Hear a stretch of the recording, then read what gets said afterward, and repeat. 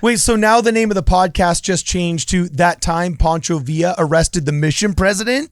Yeah, but the story's not even over yet. Oh, dude, it gets better and better. Spending money like I just got paid. $100 bills, tell them keep the change. Come on. So apparently there was some sort of divine intervention going on. The Mormon settlement. And pop a bottle, about to make it rain. Let me give you something now to celebrate. Come on. So the Mexican revolutionaries are like, whoa, we mess with a lot, but these Mormon chicks, man. And if you're wondering why I move the way I do, I just feel so good. He's like, I've invaded the United States. I can invade heaven too, you know? This guy said, these men are doing with words and with books what we're trying to do with guns. Yep. Both Villa and Angelus said that they wanted to learn more, and after the war, they would find out more about the gospel. What? Welcome, ladies and gentlemen, back to Ward Radio. I'm your host, Cardinellis. Today I'm joined in the studio by Luke Hansen, editor-in-chief of Ward Radio News, who has a super interesting topic to discuss today about this guy, Poncho Villa, beloved Mexican revolucionario Poncho Villa. And am I reading this right, Luke? Poncho Villa's secret Mormon exploits. You have both personal family history ties to Poncho Villa, some family history stories about Poncho Villa, and apparently you say he was force ghosted to somebody else who ended up like doing. That's what the layman would call it. Yes. Okay, kind cool. of like a force ghost type of dealio going on here. All right, so tell us what's going on with Poncho Villa. All right, con gente ganó Poncho Villa. So what's going on, my man? Yeah, so Poncho Villa, for people who aren't aware, this is where he shows up in my family history because on my wife's side, so Joy, who is part of the Ward Radio Women, Yeah. it is her great-grandmother who had some run-ins with Poncho Villa. One of the times he came to her dad's house because he was looking for like the land claim records. Oh, I thought you were about to say like for she the area. was like a prostitute in a brothel or something like that. No. You're outing your ancestors. Right? That might have happened, not with my ancestors or her ancestors. I don't know if Poncho Villa did that or not, though. Oh, okay. He got into some shady stuff some of the time. But yeah, he came to their house like to steal the land records and to kill them. They had to run into the ditch next to the property and watch as he burned their house and their barn down. Wait, Poncho Villa? Yeah. Straight up burned your ancestors' house down? My wife's ancestors, yes. Yes. Get out of town. Mm-hmm. Okay. And then a second time he came to do the same thing, and they went to the bishop's house, and he was like, no, everybody, I've prayed about this. I felt good. Go to your houses and go to bed.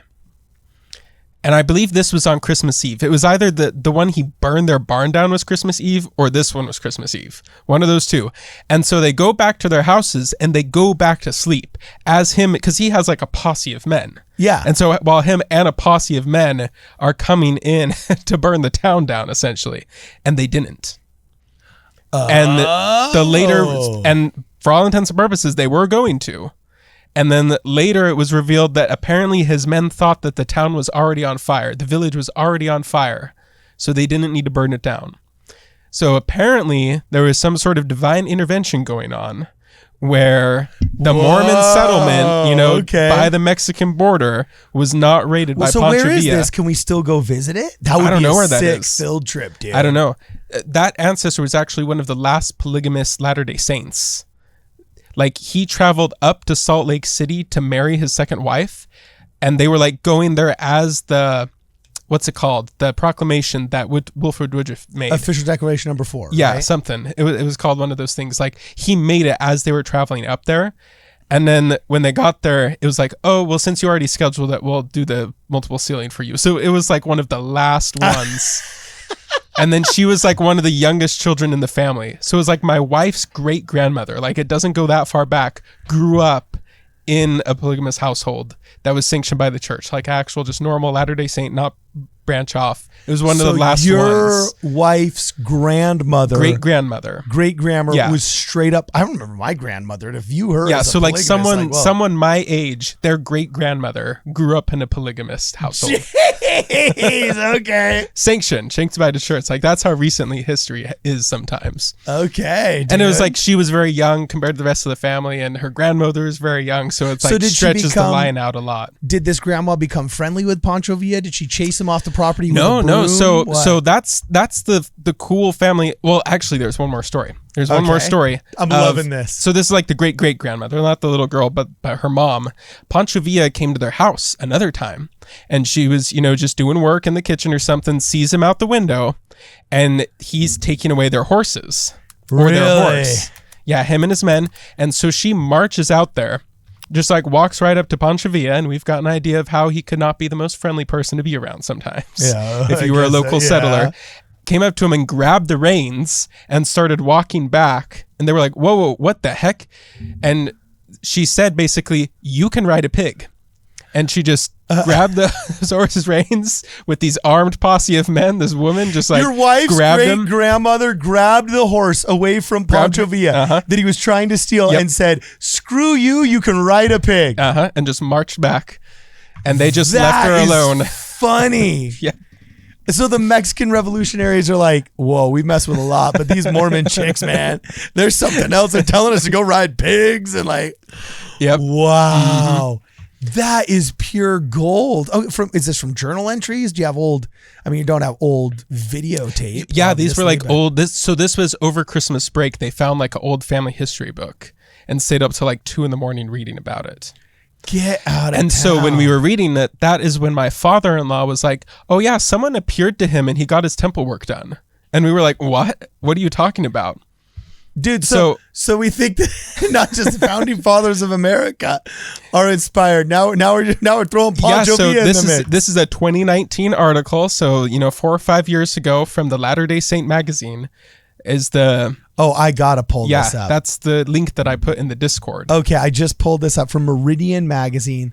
Latter-day Saints shaping their world. Is this some progmo thing, or is this like no? This is just telling the story of what happened to Poncho Villa. Okay. After he died. Dude, this is so cool. Okay. So under the heading saying captured and imprisoned as spies, it says during the Mexican Revolution, James Ulbert Whetten, Bert, was the mission president in Chihuahua. Several years into the conflict, President Whetten and a stake President Bentley, were captured and imprisoned by Villa's men and accused of being spies for the American army. Okay, so now you've got a stake president and a mission president captured by Poncho Villa. Wait, so now the name of the podcast just changed to That Time Poncho Villa Arrested the Mission President? Yeah, but the story's not even over yet. Oh, dude, it gets better and better. Yeah, because President Whetten, it says, demanded to speak to the leaders who had apprehended them. After 3 days of insistence, he was finally given audience with Villa. So the stake president himself is speaking with Villa himself and top military advisors. After a few hours, President Whetten discovered he was being put on trial. It was his burden to prove to him that he was a Mormon missionary and not a spy. So he's got to prove to them that he's a Mormon. What was planned by the military brass to be a very short trial, ending in execution, became a 3-hour discussion about what the church was doing in Mexico, the Book of Mormon, and the principles of the gospel as applied by members of the church in Mexico. Wait. I'm looking ahead right here. I'm looking ahead. And there's a quote that says, apparently, this guy said, these men are doing with words and with books what we're trying to do with guns. Yep. And that was the takeaway. So for 3 days, the mission president has to defend himself as a missionary. For 3 hours. For 3 hours. He has to prove that he's a missionary, and then he ends up showing Poncho Villa and all these guys the good that they're trying to do in Mexico. Yeah, so it's supposed to be like a kangaroo court, like, oh, we're just going to convict you as spies in 15 minutes and execute you. But instead it turned into like 3 hours of the missionary discussions with this outlaw Poncho Villa on the Mexican plains, at his military headquarters. Could you just see the Mexican revolutionaries with their sick hats and they're totally ill bandoleros, right? And, straight up 2 pistols right here, just thinking like, we're about to hang these cats. And all of a sudden they're like, so when we die, it's technically there's 3 degrees of glory? Like, wow. Like, like, the Book of Mormon and the Native Americans. It's like another Bible? Wow. Dude, Dude, Do the curas know about this down at San Vicente? You know what I'm saying? Well, the real question is, you got Mexico. They're in like northern Mexico. And so did the stake president, mission president tell him the heartland theory of the Native Americans, or were they more like Mesoamerica? Like which one would have appealed more? Look at this quote, bro. I'm still reading more. Yeah. It says, President Whetten assured him that there was hope for him. Mm-hmm. Like, so this is literally Poncho agreed with him and then addressing President Whetten, who I assume is the mission president, right? Either mission president or stake president, yeah. Okay, soulfully asked, I've done a lot of things in my life I'm not proud of. Do you think there is any hope for someone like me? And President Whetten assured him that there was hope for him. Both Villa and Angeles said that they wanted to learn more, and after the war, they would find out more about the gospel. Uh-huh. What? And then they gave him like papers of passage. So instead of it being a sham trial to execute him, he now became like under Poncho Villa's protection to pass through the territory without damage. Oh my gosh. And I didn't realize this. I knew Poncho Villa was a revolucionario. I'm sorry, I mispronounced that. I knew he was a revolutionary and everything like that, but I didn't realize that he had attained the status of president of Mexico. Look at this. Villa and his armies eventually took over and a new government was formed. That's one way of saying it. A new government was formed.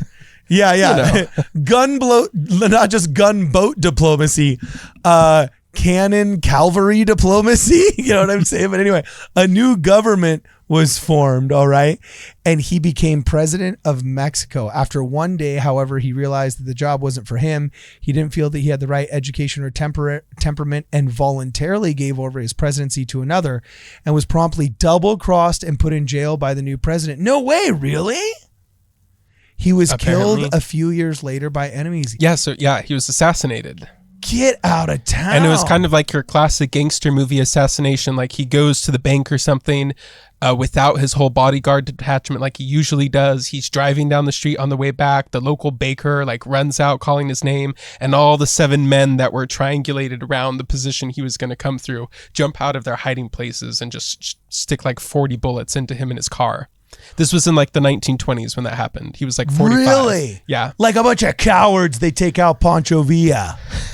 Dude, I like Poncho Villa now. I used to think he was a thug, but now he's like straight up a tragic hero. Like so much can happen in 30 minutes of a podcast. Well, I mean, he's Or not a even radio a tragic. program. He's not even a tragic hero yet, because 5 decades after he had that encounter with the stake president and the mission president, Yeah. Bert Whetten woke from a sound sleep and was astonished to see Poncho Villa standing above the ground at the foot of his bed. What? Mm-hmm. No. Yep. And the source, the person in the article is like, a lot of people are like, wait, what's your source for this? And it was, was Bert Whetten himself.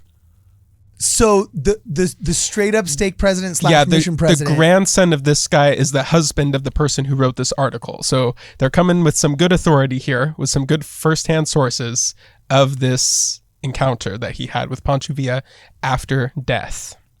Okay, I'm reading this straight up article. Who wrote this?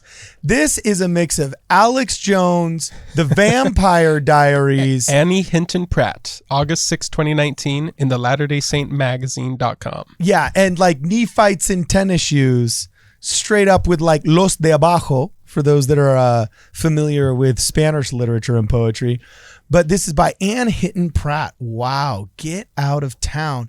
And 5 decades later, in the middle of the night, Bert Whetten woke from a sound sleep and was astonished, dare we say astonished, to see Poncho Villa standing above the ground at the foot of his bed.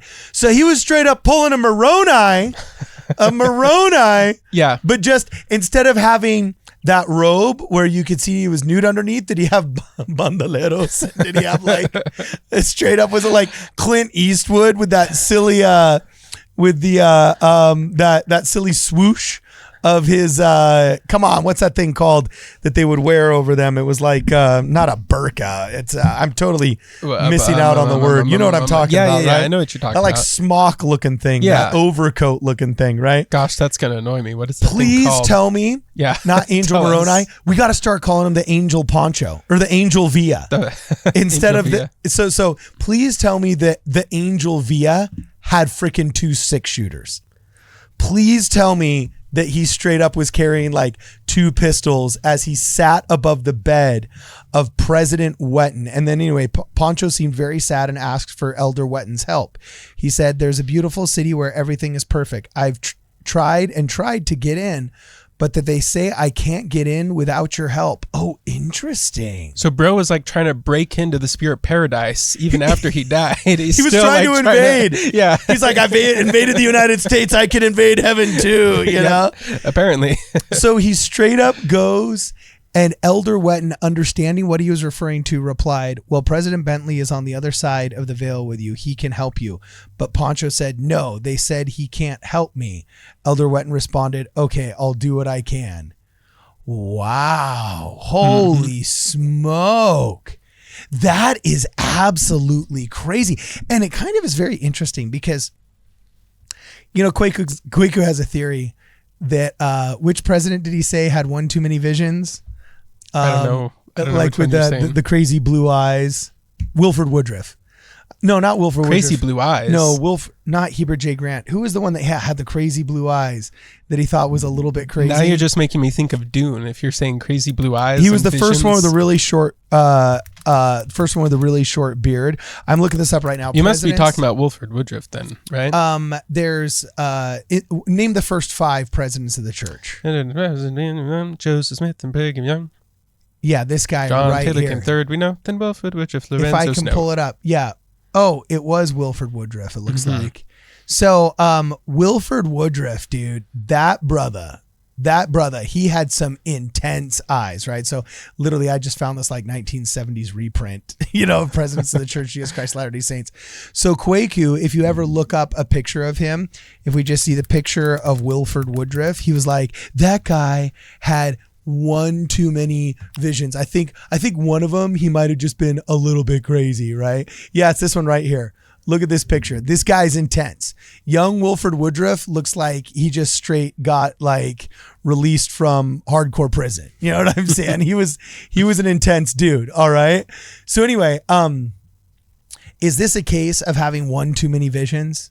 You know what I'm saying? And it's like, we don't know if Poncho, or is this kind of a beautiful view into the afterlife where, for example, Jorge Luis Borges, he said, I have always envisioned heaven as some sort of library.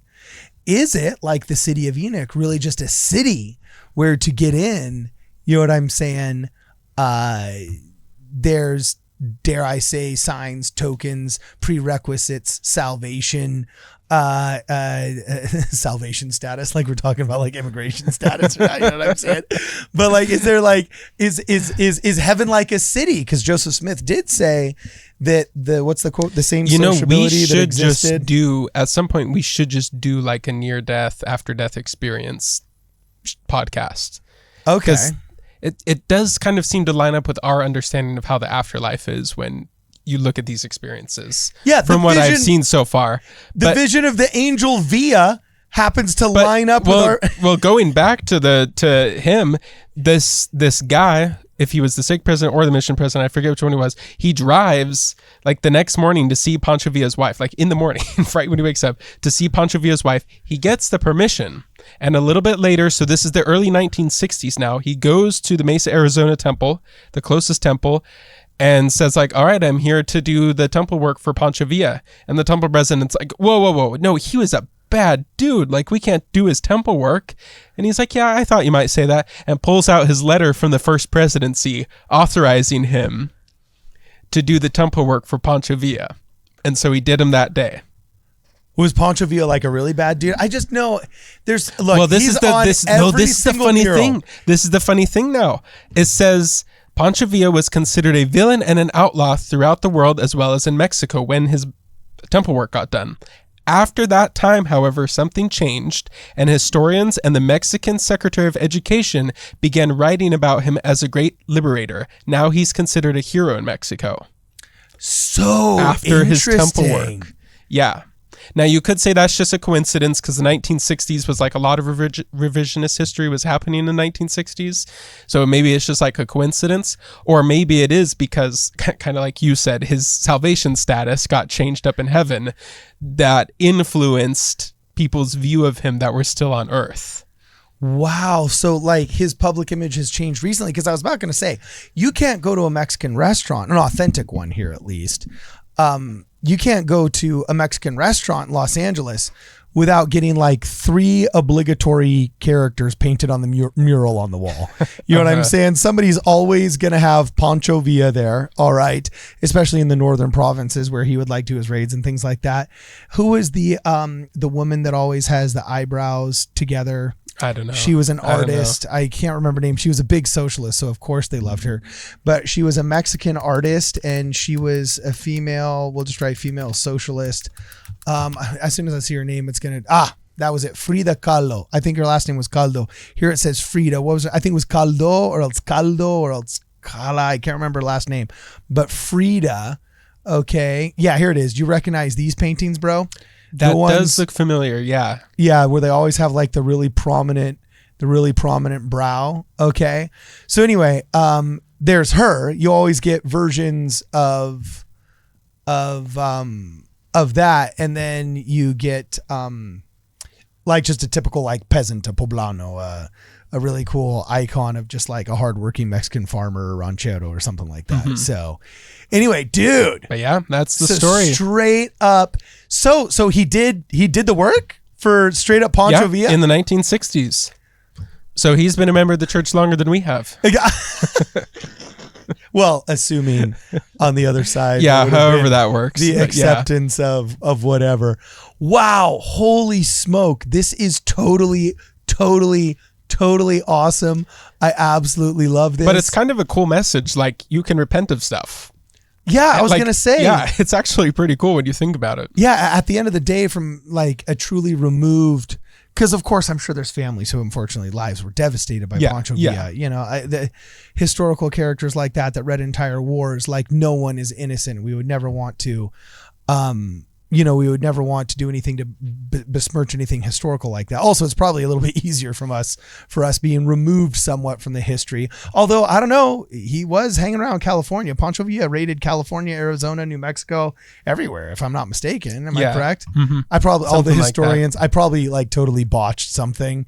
And I do not know like Mexican-American conflict history in the early 1900s. Like, that's my area of expertise. Dude, I'll tell you right now, I want to know more. I totally want to know more. And I have a feeling all of our listeners do as well. So anyway, last part of the article is really interesting. And it says, Burt Wetton clearing the way for temple work. The next morning, feeling driven and determined. Yeah, that's what I just summarized right there. Yeah. Oh, sorry. Going to the temple. No, when he left, sorry. That day, Burt Wetton did the temple work for Doroteo Arango, a.k.a. Poncho Villa, which I thought was super interesting. I didn't realize Poncho Villa was a pseudonym. But anyway, a selfless act of service and love. And just a side note, before Wetton did the temple work in the early 1960s, Poncho Villa was considered a villain and an outlaw. Then, as you said, that totally changed. And he was perceived as a liberator. Now he's considered a hero in Mexico. It kind of makes you wonder who in our history will all of a sudden change to hero status. You know, like it's going to be Al Capone. I doubt that. You know what I'm saying? But wow, that's a super killer one. Okay. All right. Well, hey, guys. Is Poncho Villa in any of your family trees? You know, is this Angeles guy? Is this Wetton guy? Yeah. Did he harass any of your grandmothers? Like, yeah, exactly. Let us know. Yeah, let us know, because this isn't too far away. This is only 120 years in the past. Some people's great grandparents are still alive, and they would have been alive during the lifetimes of Poncho Villa. It says here he was killed in the 20s or the 30s, right? Yeah, like 1924, I think. Russell M. Nelson was born in the 20s. I think Russell Nelson was born in 24. Yeah. Yeah, exactly. The year Pancho died. There still might be some overlap here, man. That's kind of interesting. So anyway, let us know what you guys think in the comments below. Thank you, Luke Hansen, for showing up. Make sure you guys check out the Ward Radio news blog by just checking out wardradio.com and going to news. You're going to be able to see a lot more of Luke's work there. As always, if you guys want to support the channel, please make sure that you guys purchase a shirt. Check out a shirt on the Ward Radio merch catalog, and if you want to support the channel, make sure you buy one. I got a couple left of the original larges, at least at the time of this recording, but they are going fast. So please make sure, if you want to support the channel, that you guys buy a shirt. And as always, for this and more, please make sure you check us out at wardradio.com. I just feel so good. Oh, I just feel so